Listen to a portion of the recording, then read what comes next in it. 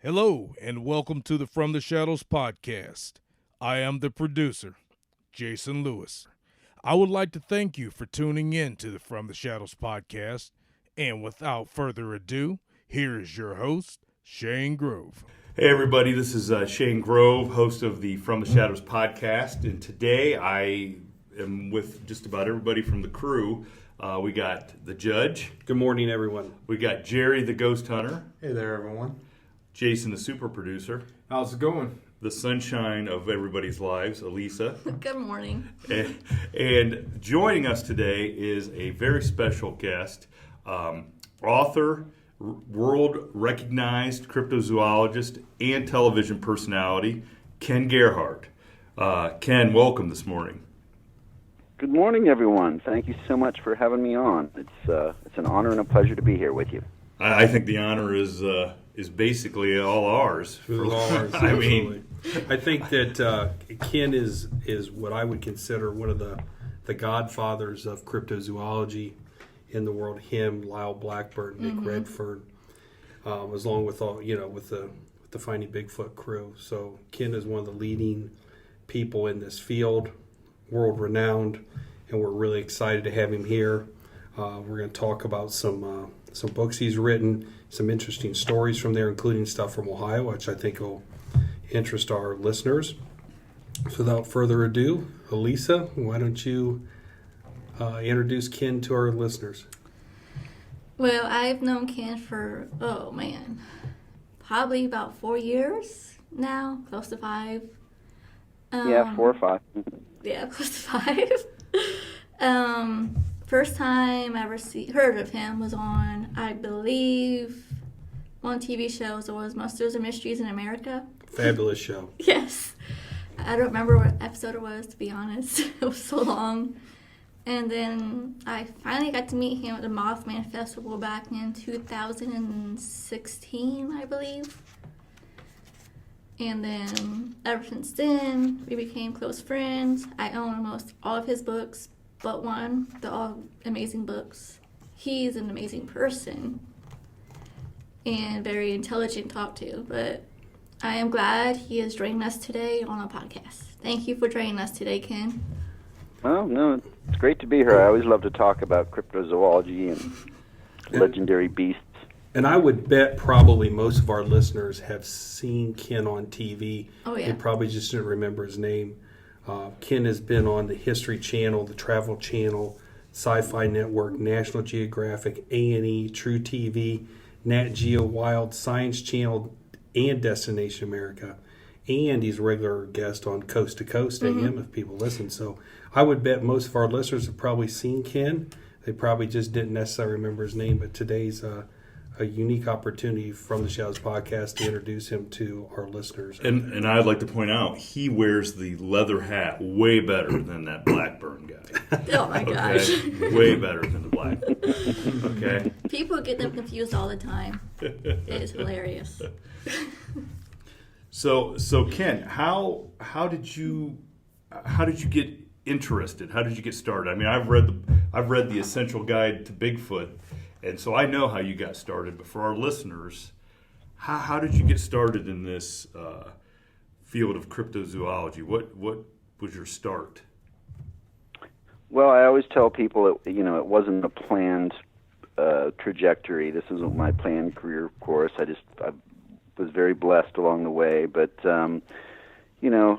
looking back at my life, I think there were many seminal events in my young life that kind of molded me into what I do now. But, as a young boy, I loved monsters. Like many young boys, I loved monsters. I loved animals, creatures, all that stuff, monster movies. I had a lot of exotic pets and loved to spend time in the woods. My father was a forestry professor, and we were outdoorsmen. So all of those things kind of came together. But in 1976, I saw my very first TV show about Bigfoot. I'd never heard about Bigfoot, and I saw the famous Patterson-Gimlin footage and, the men holding up plaster casts of giant footprints, and something clicked inside of me. I just thought it was the most amazing thing ever that there could actually be real monsters, giant hairy man-like creatures running around in the woods. So went down to the library and just absorbed everything I could find on the subject. But of course, my mother was a huge influence, and she was a travel agent. She was very adventurous.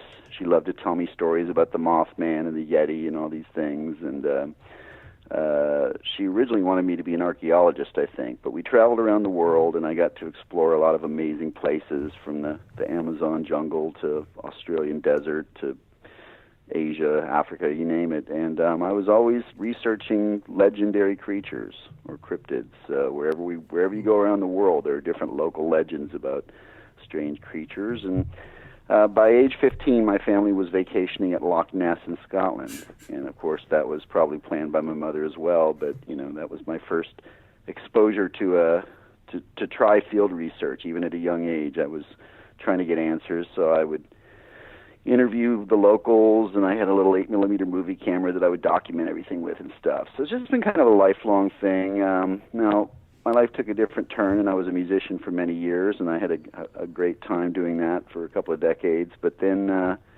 probably about 2 decades ago, I got back into field research. I met some Bigfoot researchers here in Texas that were very active, going out in the field all the time, and just started tagging along, and then, just wrote some books, and everything else has just been, I've been very blessed, very fortunate to get on some of the TV So shows basically, and things you like have that. led the life that every young man would want to do. Yeah. Be in a rock band and chase monsters. That's right. I mean, seriously, It gets no better than that. what gets better than that? I mean, Nothing? when we were 15, we had to go to Lake Erie. He got to go to Loch Ness. We see a sturgeon, we think we saw a monster. Well, Ken, you bring up being a musician, and I want to, and we discussed this a little bit about you doing that. But in the book, I read an interesting little story that you had that took place in Mansfield, Ohio, when you were on the road as a musician. Would you like to share that with our listeners, since that's right in our backyard? Oh yeah.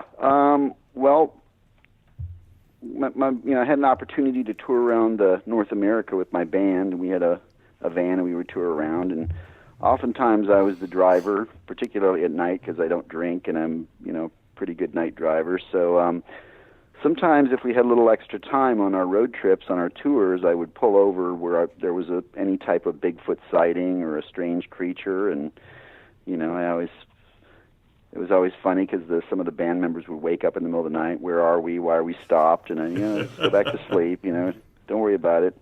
But that's how a lot of horror movies start. You do realize yeah, that. exactly. Guys in a van. But yeah, for sure. But we were touring in 2003, I believe, and we had a night off in between a couple of cities, and we were staying in Mansfield. And I had remembered the story, a famous account I had read about Charles Mill Lake, which was close by there, about a humanoid creature that had risen out of the water in front of some teenage boys back in the 50s.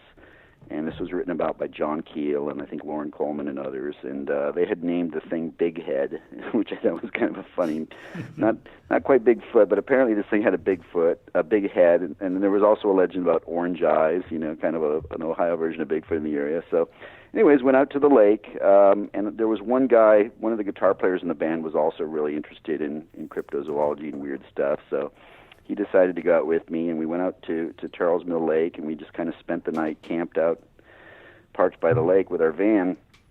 And we didn't find or see any Bigfoot evidence while we were out there. It's a pretty spooky lake, by the way. It's very swampy, kind of a big swamp type thing, so it does have a spooky vibe about it.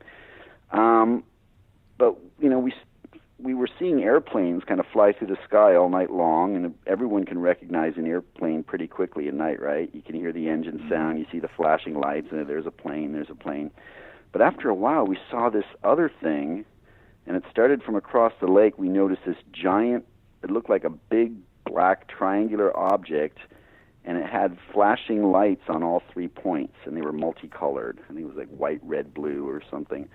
And this thing actually began to hover towards us, and it was making no sound whatsoever. It was completely silent, and it looked huge, and it just kind of passed over our heads, and I didn't have a camera for shooting, things like that, so I tried to get some pictures, but they didn't turn out.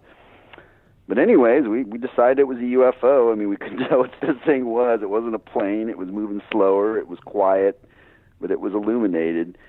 And, of course, my friends in the UFO community have probably heard of the black triangles. Apparently that's kind of a fairly common.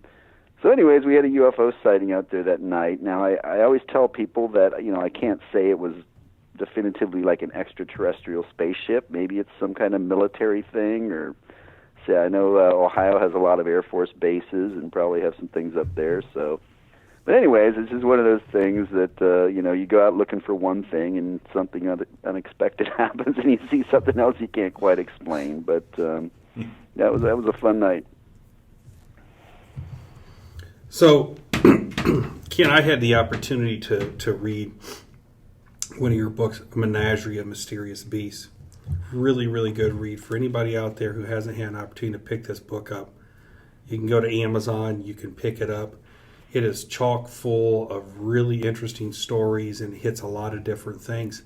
From this book, though, that you wrote, what's your favorite cryptozoology topic? Oh, man, that's really tough. People ask me that a lot. I tried to, create an analogy and say, well, that would be like picking your favorite child. And then I've had parents tell me, well, you can actually do that. Yeah, trust me, you can definitely do that. Not being a parent, I didn't realize that. But anyways, I digress. It's tough. But, I feel a special connection to the quote-unquote Thunderbirds. And Thunderbirds, many people think of vintage cars and wines and things like that, but Thunderbird is actually a Native American legend of these giant, massive birds. And but surprisingly, there have been hundreds of modern sightings of these birds with describing wingspans anywhere from 12 to over 20 feet across. And of course, nothing like that is supposed to exist. But I've interviewed dozens and dozens of people through the years that claim that they've seen these giant birds, and they say they're very raptor-like, with a hooked beak like an eagle or a vulture, typically solid dark feathers. Are you thinking these they're more like a petrosaur or something like that, or? Well, I get reports of those too. People describe things that are more like prehistoric, like pterosaurs, which are specialized wing reptiles from the Mesozoic era. But no, people, I get both types, but the traditional North American thunderbird that you find in many totems and Native American traditions is just like a giant eagle, but 5 times as big. So, but I've written a book about that phenomenon, and I've investigated that for years, and that's kind of been my niche in the cryptozoology community for many years. Is there aren't really any other researchers that are doing a lot of thunderbird research, but I'm a generalist, so I like to investigate Bigfoot and lake monsters and everything. But the winged creatures are fascinating. Ken, the one thing that I found really compelling about your book, the Menagerie of Mysterious Beasts, was actually in the conclusion. Page 203 for anybody that's out there following along. But it was very interesting in that, you bring up the point that there's people out there who are skeptics who say, well, I haven't seen this or what have you. How could it be real? But you point out that, 3/4 of our planet is covered with very deep water, that we have no idea what's underneath there. And what the rest of the mass, the quarter of our planet, over 1/2 of that is covered by rainforests and mountainous terrains and deserts and things that have probably never been explored. And so humans really actually only inhabit a very tiny part of our planet. And I think you point out in here all the different species that have been discovered that people thought were extinct or didn't even exist. So for the skeptic out there, when you look at how big our planet is and how much unexplored space there is, to just simply say, well, there can't be anything that we haven't discovered, I think would be pretty naive. Mm-hmm.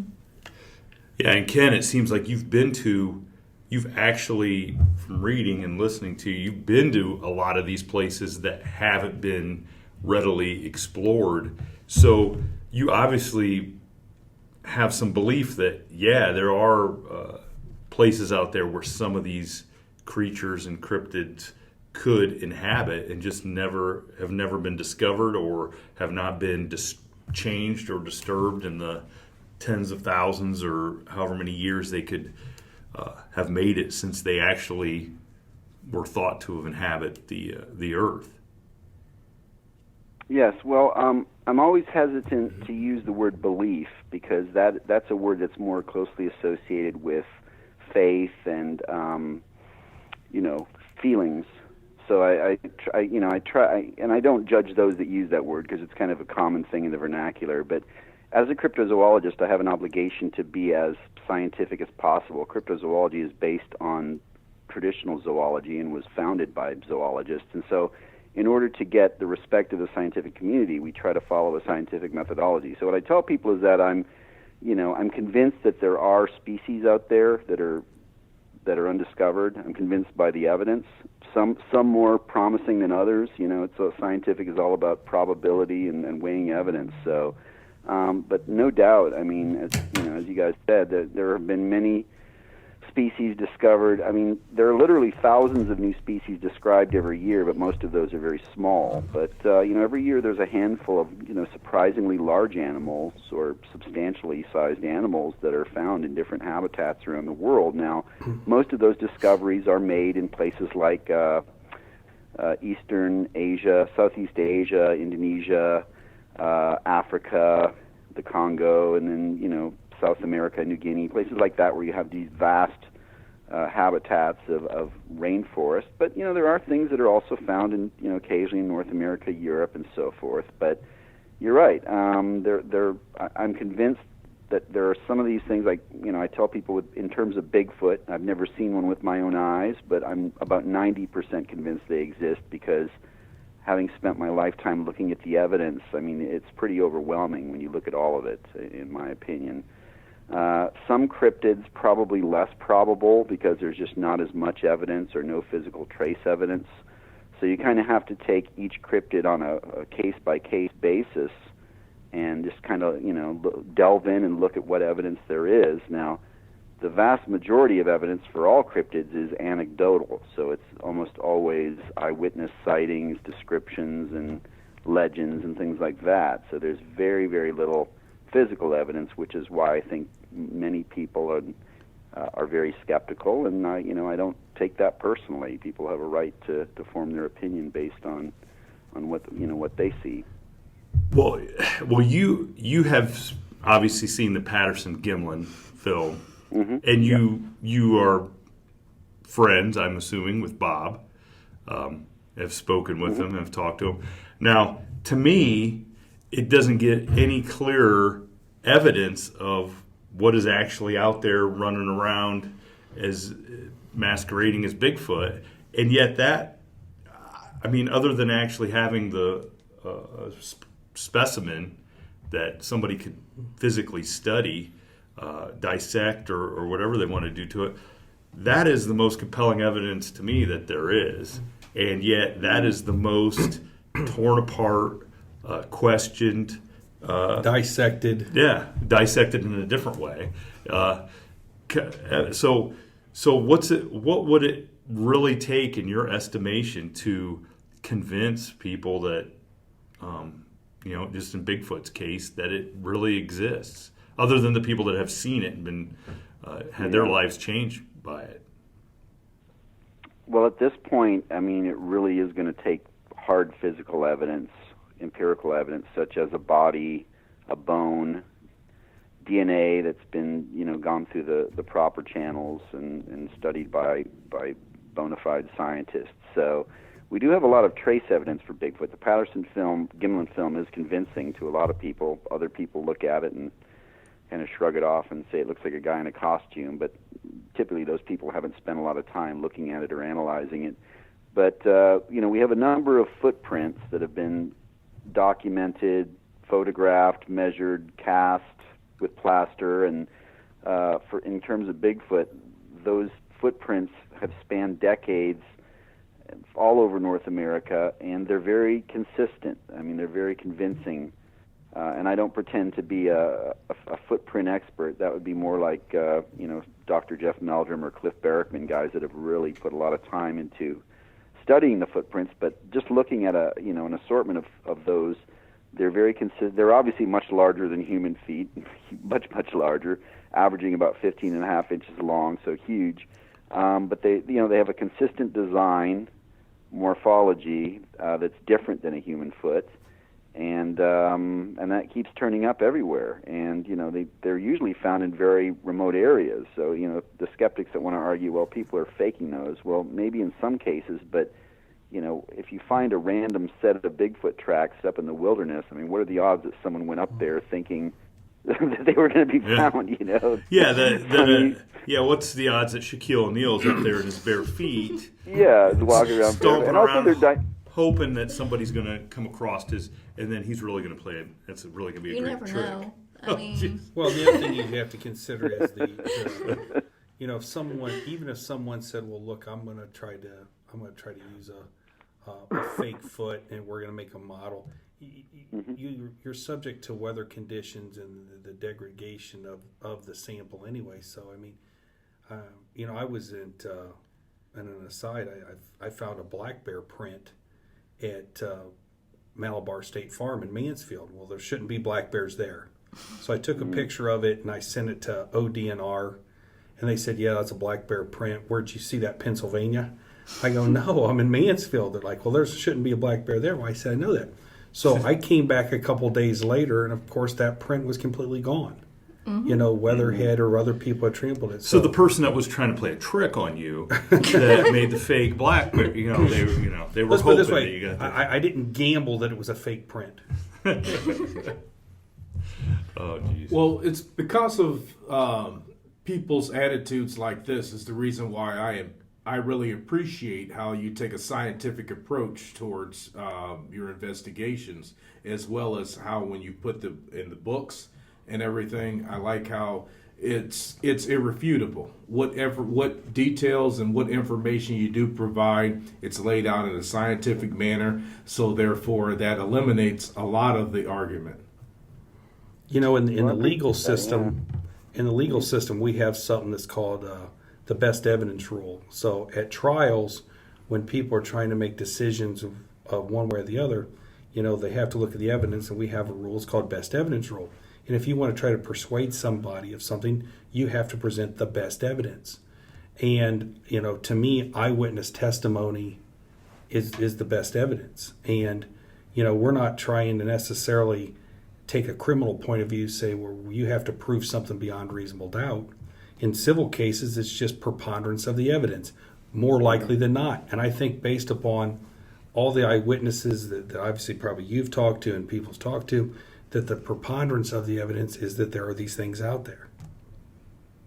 And that they're real. I think so too. I think that eyewitness testimony is, particularly skeptics will quickly disregard it and say, there's a whole barrage of excuses they use. Well, eyewitness testimony is unreliable and people can't remember things properly or fill in the dots. But the thing is, looking at a big picture, when you have corroborating eyewitness testimony, so that is you're interviewing people from, that don't know each other from different places, and their physical descriptions are similar, and that's what you have in terms of Bigfoot. Again, you have thousands now of eyewitness sightings that have been documented through the decades, and the descriptions are almost all identical.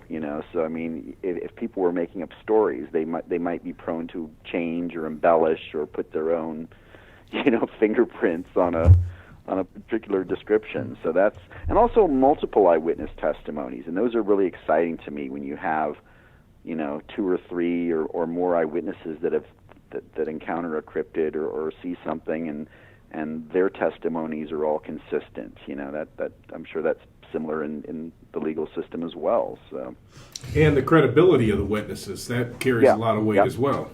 Yeah, and certainly you've interviewed enough people that you've probably got to the point where you can tell if somebody's full of crap, for lack of a better. I mean, right? I mean, you could.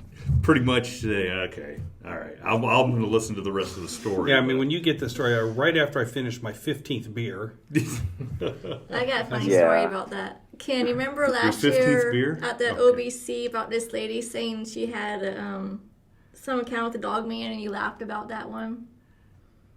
I don't remember that one specifically, and I try not to be disrespectful and laugh I at know, people, Ken. but It so, was- you may be right. But sometimes if the stories are more sensational, do you remember what she was saying?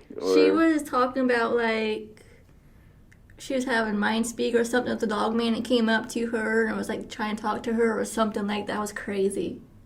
Oh, well, yeah. I mean, you get a little bit of that, and again, I try to be respectful of people's, experiences because I don't always. But that is a recurring issue where because I'm on television, I constantly have people that are getting in touch with me, and many of them will have sensational stories, and sometimes if they come across as credible, and I get the sense that they're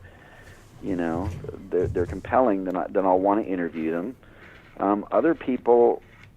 And again, you're right. It's probably similar to the legal system, but you get a sense for people and their motivations. And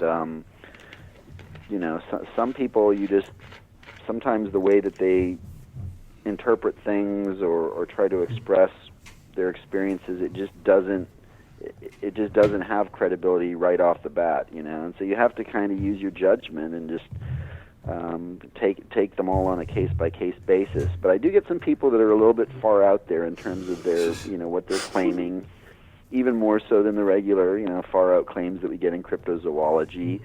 And, I've spent a lot of time this year for my Bigfoot book interviewing forensic psychologists and things, trying to get a little bit more knowledge and background on the workings of the human mind, because it's a fascinating thing, particularly when you're talking about things like legendary creatures and people experiencing those. And so, for example, people that tend to be excessively verbose in their descriptions right off the bat, that's a little bit of a problematic thing as a researcher, because I almost always prefer it if people that have had a sighting or just kind of keep it all about the facts. This is what happened. I can't explain it, whatever, but, people whose descriptions tend to meander, or they interpret their experiences as having some type of greater significance, that as if, that they've befriended a dog man, and the dog man, they're the only one in the world out of billions of people that this particular dog man wants to make contact with, things like that just seem to have a kind of hidden agenda, if you will. Well, do you think, Ken, that when I had my dogman experience, it was back in the mid-'80s, and there was no social media, no internet, no way to share your story. And so, young kids like myself or anybody, you're reluctant to tell these stories because you'd be ridiculed and people make fun of you and stuff like that because you did not know. I mean, for me, being a 15, almost 16-year-old kid, I had no frame of reference that anybody else in the entire world had a similar experience. And so you're reluctant to tell the story. Do you think that now, with all the different shows out there and the field of cryptozoology growing, that people are more likely to come forward to tell their stories versus probably in the 70s, 80s, probably even 60s? Oh, yeah. I think no doubt. I think the proliferation of social media and, this amazing technology we have at our disposal, it's been a double-edged sword. The good part is that you do have websites and forums and podcasts such as yours where people that maybe have had an experience and they've been reticent through the years to talk about it for fear of ridicule and stuff, they suddenly they feel empowered, that, okay, here are other people that are talking about it.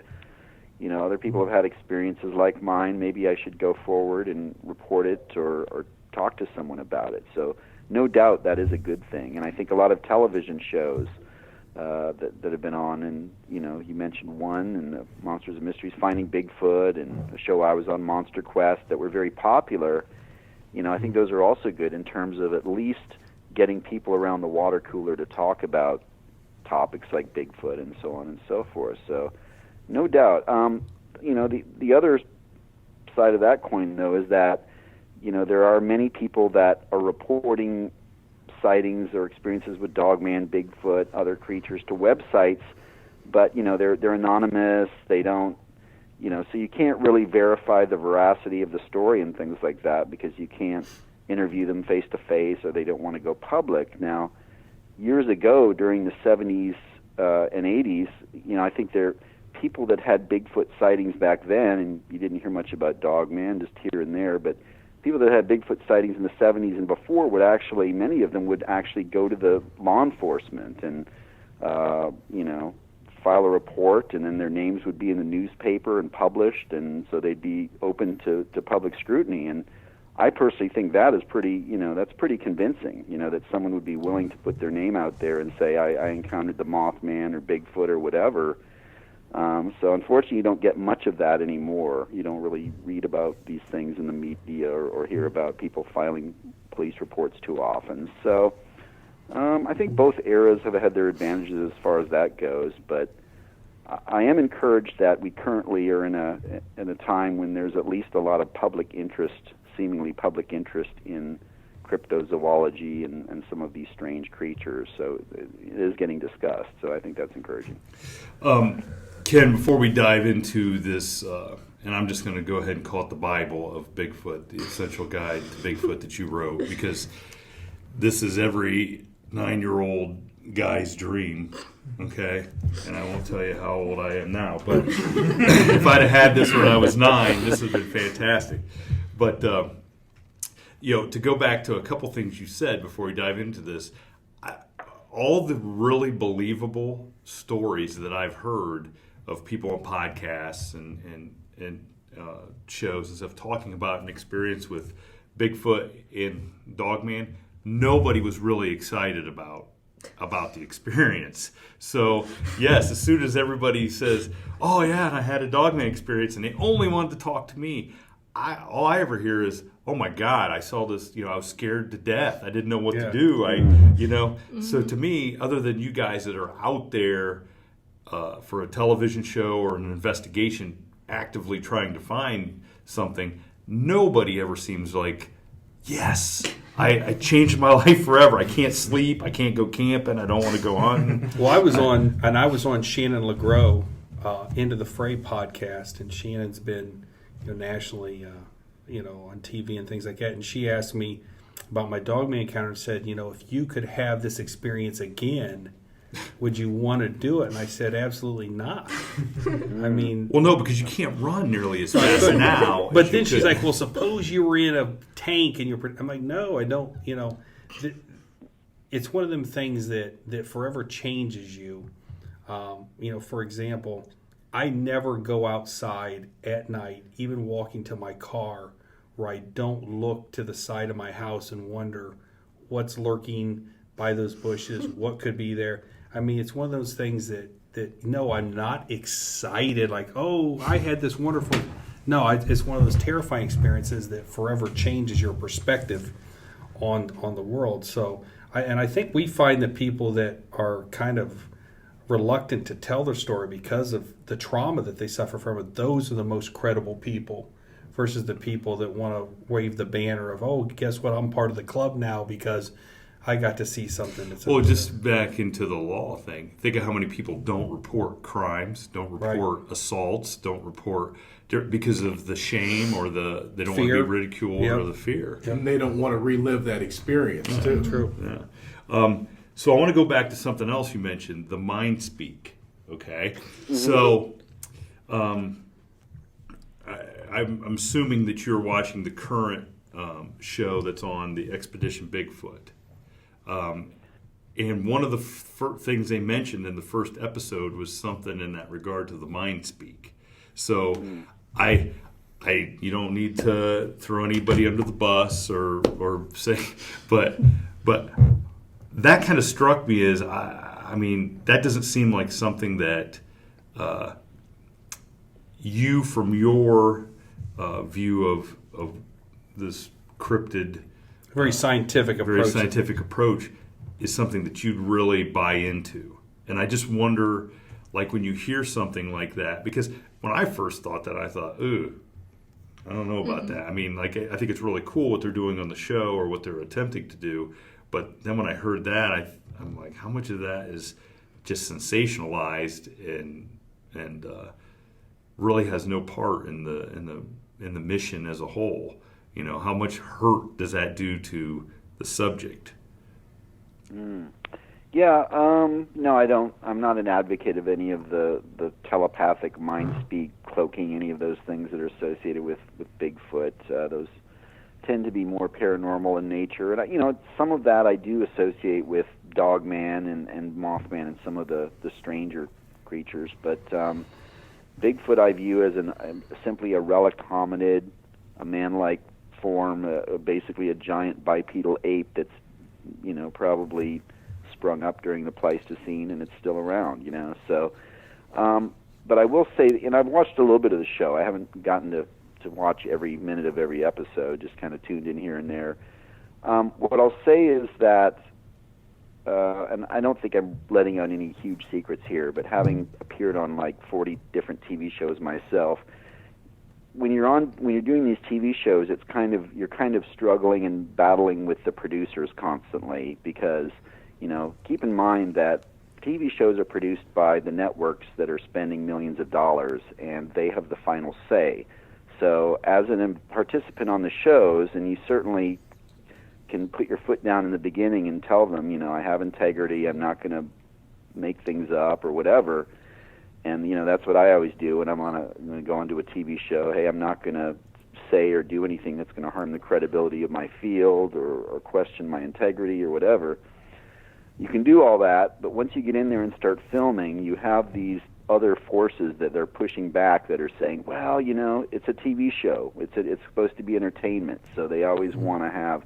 If I was producing a TV show about Bigfoot, I don't think anyone would watch it, honestly, because it's so dry and scientific. It would be like, you know, a lot of people would just say, oh, this is kind of boring. But so what you're saying is you wouldn't have an episode of like mountain monsters.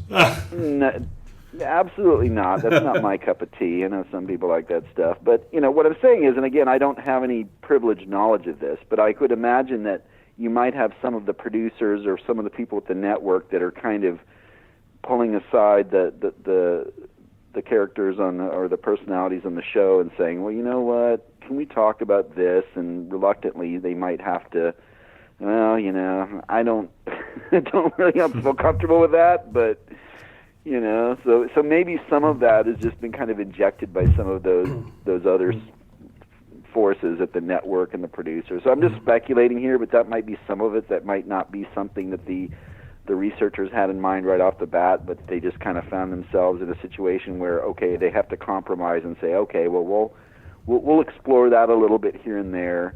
Yeah, because we really want to present the subject matter. We want to present the show, and so we're going to have to allow the network to take some artistic liberties with the subject matter, because they're trying to get ratings and obviously, networks are you trying have to make those compromises. That's it. And you know, I once heard Dr. Jeff Meldrum, who of course is he's an academic and a scientist, so he has to watch out for his reputation. Well-known Bigfoot investigator, but you know, he once said, because people were criticizing him for being on some of these TV shows that kind of took kind of a little bit of a kooky turn here and there, which is completely out of his control because he's just going on there and doing his bit. But, you know, as he said, you know, the reason I'm on all these shows is because I feel like I have some of the best information on the subject of Bigfoot, and every TV show I go on is an opportunity for me to put out as much of that good information as possible, as objectively as possible. And if they don't pick me, then they might end up choosing someone else that's going to put a lot of really bad information out there, you know, and... Right. So I mean, it's, you know, that's an example of one of the compromises you make. It's like you said, you want people to, you know, you want to present the case for Bigfoot as as intelligently as possible, as scientifically as possible, and then a compromise might be that, you know, the producers want to sneak in a little weird, kooky thing here or there, and you certainly don't have to agree with it, but you know, you have to at least tolerate that those ideas might surface. So. It's kind of like us discussing the Jerry tackling Bigfoot, and if it's possible, we like to sneak that in every now and then. I think we slip that in every podcast. We slip that, yeah, because. So, Ken, let me ask you this: based upon your education your training, your experience in the field of cryptozoology, as well as writing really the essential guide to Bigfoot. Based upon that, do you believe Jerry, how much do you weigh? 250. 250-pound man could in fact actually tackle a Sasquatch?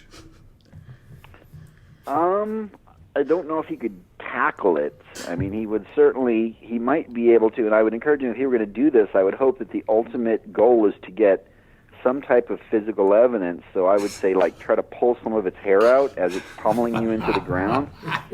That sounds like a fabulous Is idea. a concussion and a broken leg physical evidence? And no disrespect to him, but to Jerry, but I mean, think about it. Even a chimpanzee could probably whoop you pretty good, because apes are incredibly powerful animals. Their muscle mass and the way they're built compared to Homo sapiens is pretty impressive. And in fact, you've heard these horrible stories about chimpanzees attacking people and ripping their ears and noses off and things like that. So I mean, and a Bigfoot is presumably a Sasquatch, according to my research in my book. They weigh anywhere from 500 to 1,000 pounds, 800 to 1,000 pounds. So that's a pretty huge animal. You're talking about something as big as a grizzly bear.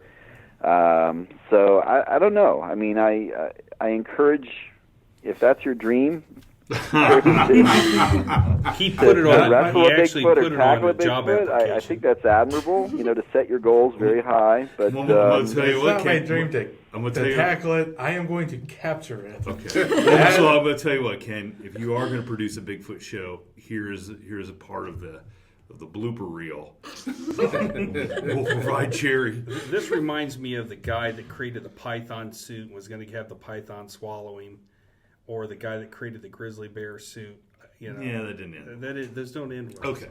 So Back to more serious. So I want to get back to, before we wrap this up here, I want to say I read the Essential Guide to Bigfoot that you just wrote. Excellent book. Anybody that wants to learn, everything. You're not going to learn every little minute detail, but if you want to get a knowledge of the origin of this Bigfoot, Sasquatch legends, learn all the important people in the field from the beginning. It's every book that I read as a 9, 10, 11-year-old wrapped into one. It's fantastic. And like Jason mentioned, your approach to it is really the scientific approach, just stating the facts. But then you add some of your own personal beliefs in there, which come from a very credible place. It's not like you're one of us writing a book, and talking about you actually have some credibility. But I want to touch, for the people out there that might be on the fence of, do I really want to go buy this book? There's 2 stories in here that I believe I want to get a little bit more from you. That the one chapter was you exploring the worldwide phenomena of like the little feet, the little creatures, Littlefoot. Littlefoot, which after reading it, I'm just like, how on earth this is not possible. It just makes so much sense that these little creatures are running around in different remote parts of the world. But there's one that actually you talk about took place in Ohio, October 3rd, 2016. How much of that do you remember right offhand? I'm putting you on the spot, but would you care to kind of tease our audience that's mainly based in Ohio about this story in our own backyard?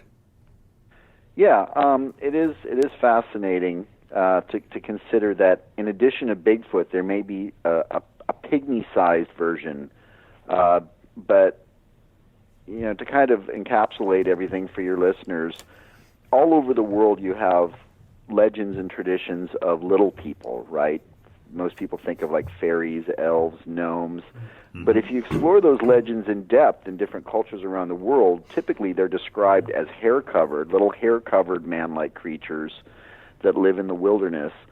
So so, I have interviewed, for example, Native American people from Minnesota to Alaska that have sworn to me that they have these little pygmy 3 to 5 foot tall, hair-covered man-like creatures living on their reservations or on their property, and they're quite scared of them. So I write about that in the book, and I look at some of the worldwide legends and traditions that kind of corroborate that. But as you mentioned, in 2016, I was contacted by a gentleman in Ohio named Jake Dressel, and I interviewed both him and his girlfriend over the phone, and I've gotten to know them a little bit through the years.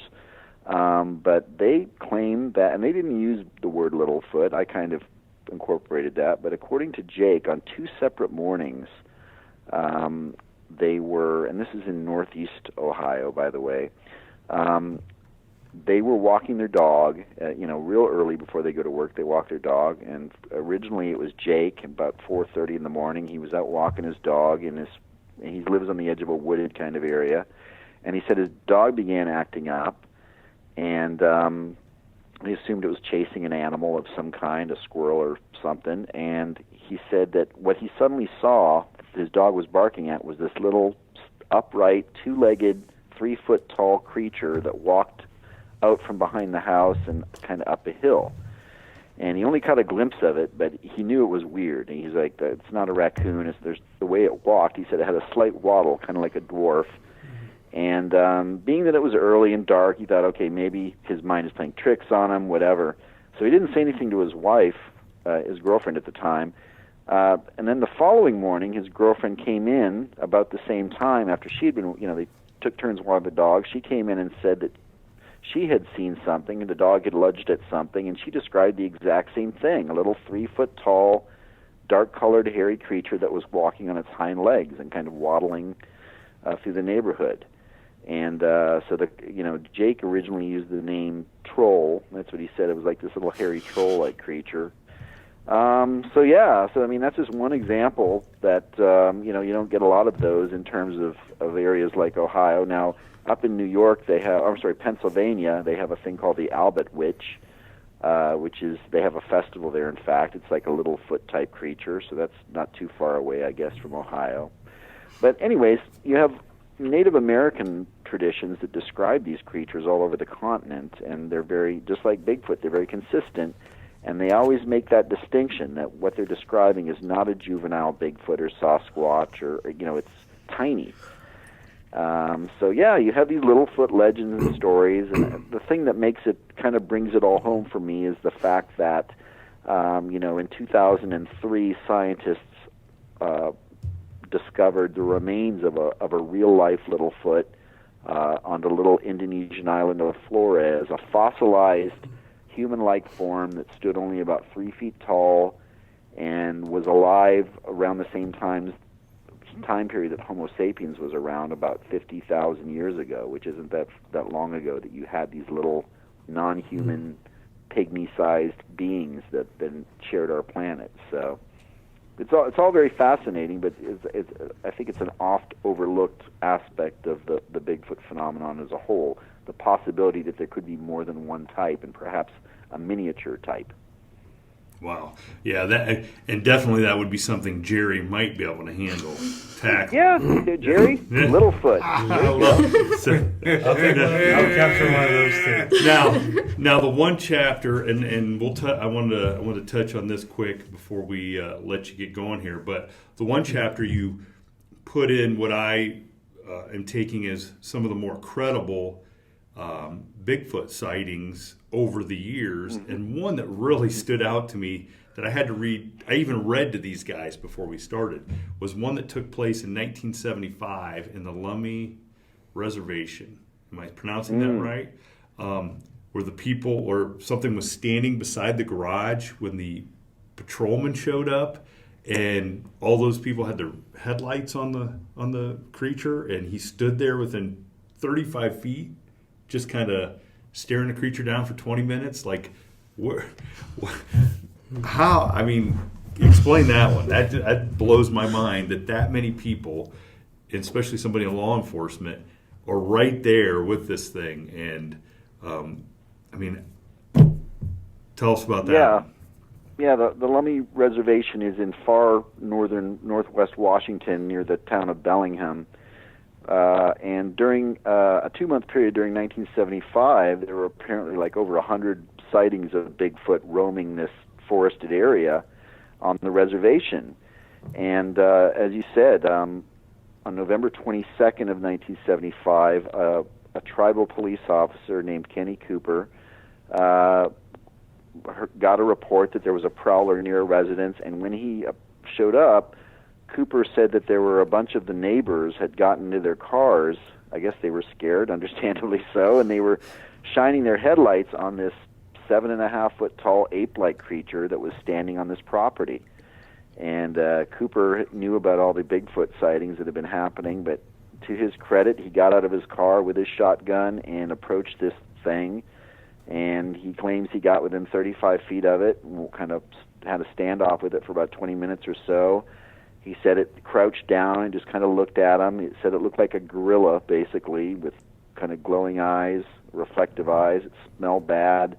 It was showing its teeth, which was interesting. It was opening its mouth and kind of baring its teeth, which is a standard thing that primates do when they're trying to be intimidating or aggressive.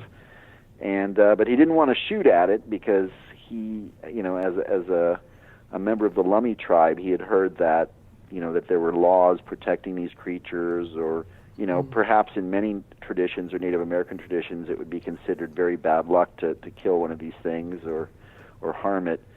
So he left the scene. He claims that this thing actually trotted alongside his vehicle for a while and screamed at him.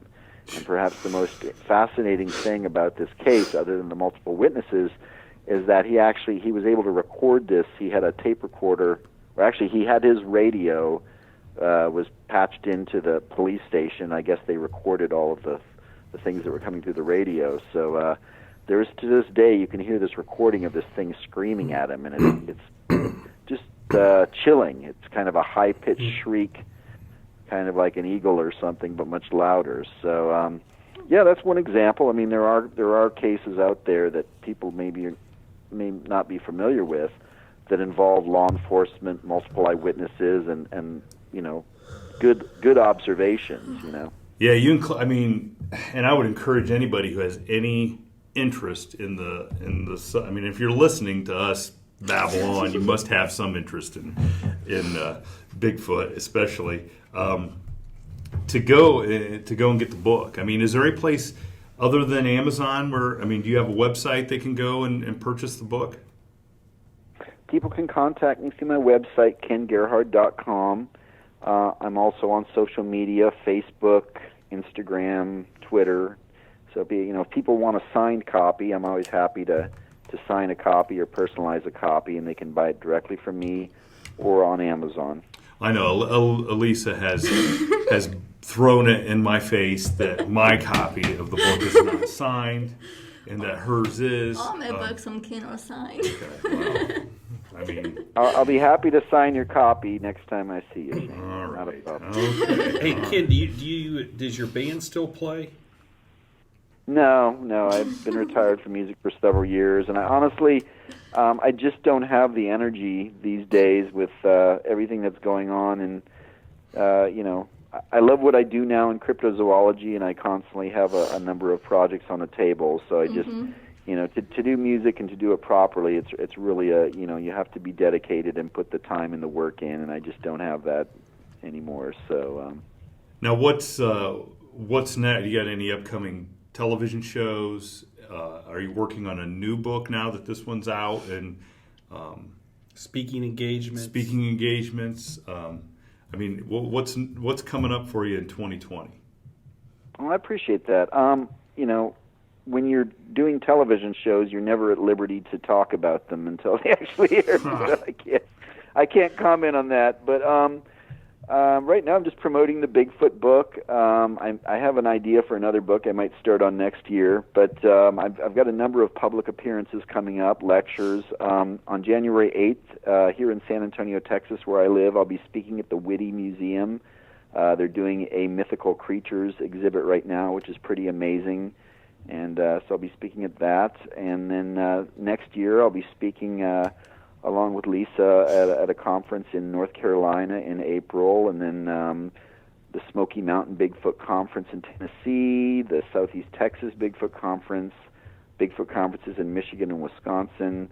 So I'll be kind of on tour next year, giving lectures and appearances. That would be a sweet shirt. Be a sweet shirt. The Ken Gerhard. Yeah, a different type of touring. So hopefully I'll meet up with some of your listeners at some of these events around the country.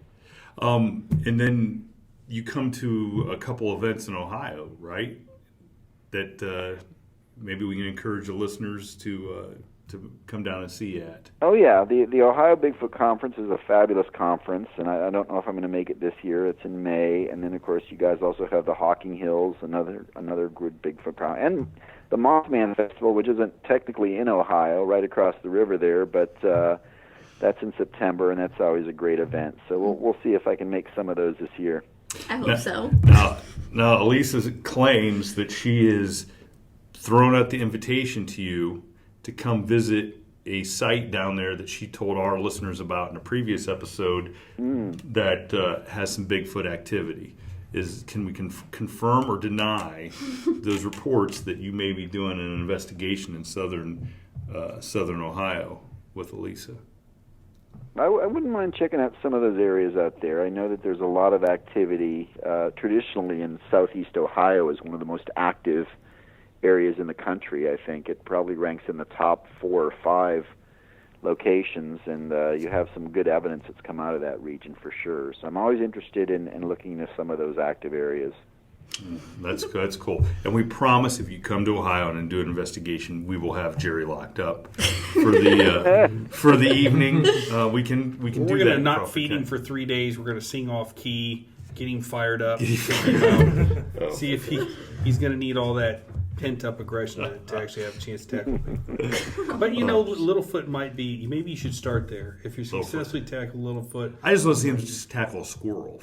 Wild dog at the park, I think, would be a good place to start. Okay, Ken, well, hey, we greatly appreciate you spending some time with us this morning. Thanks to Elisa for Elisa. Gosh, I kill her name every time. Yeah, for setting us up, and for my money, not only do you wear the leather hat better than Lyle Blackburn, you're number one in our cryptozoologist list because you're the first one to come onto the show. So you'll always be number one in our heart. You're still number one. Still number one. So thank you very much. We hope you enjoyed blowing an hour with us. Oh, absolutely. Had a great time. Thanks again for having me on and letting me talk about my book and some great questions. I think we had a good time. So let's do it again sometime real soon. Absolutely. And good luck in 2020, hitting the trails, spreading the word of cryptozoology. And, the beautiful thing about the subject matter is every year there's 12, 13, 14-year-old boys that discover that cryptozoology is no longer just something that is fancy. It's an actual real science now, and it's really exciting where that field is going with guys like you leading the way. Absolutely. Yep. Okay, thank you, Ken. Appreciate your time. Ken. Thank you. All right, thanks, guys. Happy New Year to everyone, and we'll talk to you real soon. Yes, Happy New Year. Bye, Ken. Bye. Yeah, bye. Bye, Lise. Take care. Bye-bye. Bye. Ladies and gentlemen, a final word. Please visit us on our Facebook page, which is facebook.com/From the Shadows Podcast, and on our Instagram page at Instagram.com/From the Shadows Podcast. You can visit our webpage at FromTheShadowsPodcast.GoDaddySites.com, or contribute to our Facebook discussion page called After the Shadows, and tweet us on our Twitter feed at twitter.com/podcast_from. Thank you for joining us, and we look forward to hearing from you all. Until next time, Never shy away from the darkness or what may be lurking in the shadows. We are out. God only knows what's